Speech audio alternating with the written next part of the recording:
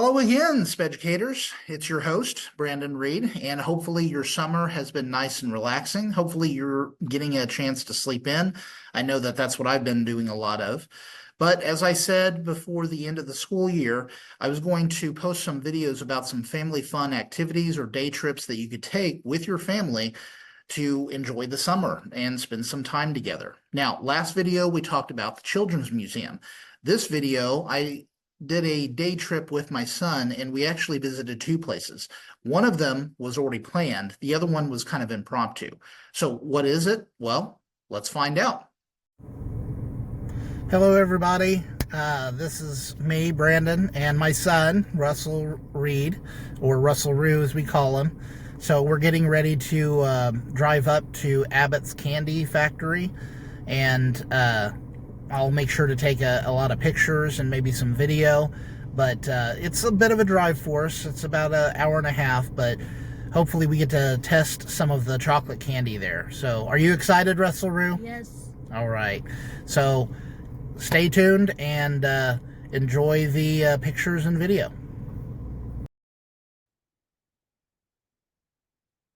That's right. We visited Abbott's Candy Store. It's in Hagerstown, Indiana, and it's a bit of a drive, but it is definitely worth it.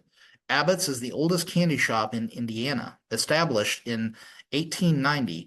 They're known for crafting handmade caramels and chocolates using classical recipes that multiple generations have grown to know and love.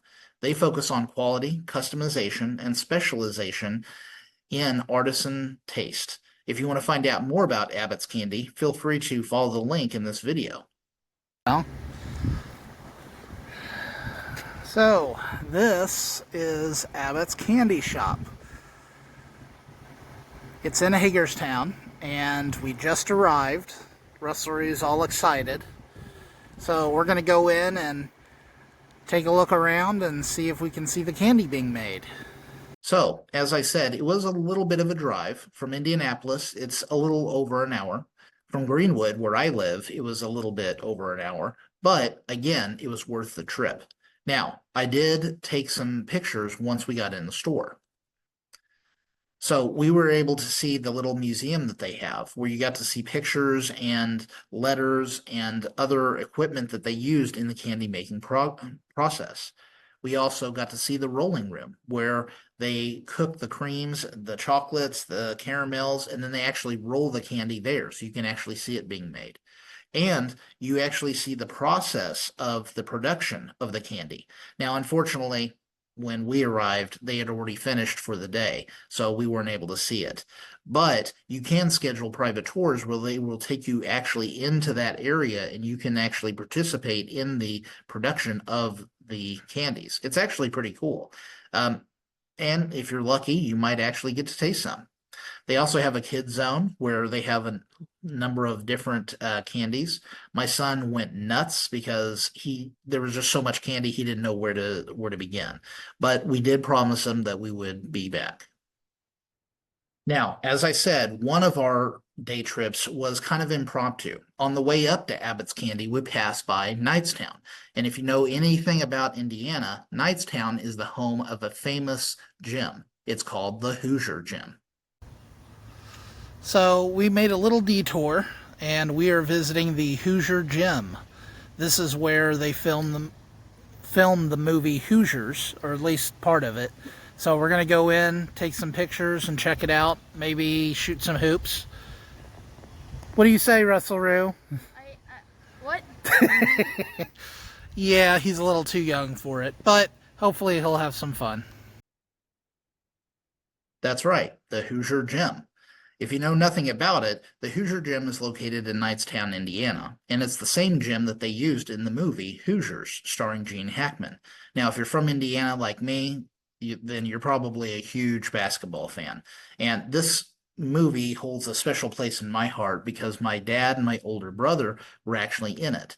Now, granted, they were extras, and if you blink, you're going to miss them, but they were in the movie, which is pretty cool. And the fact that Gene Hackman and my dad are very, very similar, at least in their temperament and some of the things that they do, this, again, holds a very special place in my heart. While we were there, I was able to take some pictures. This is my son standing outside of the Hoosier gym.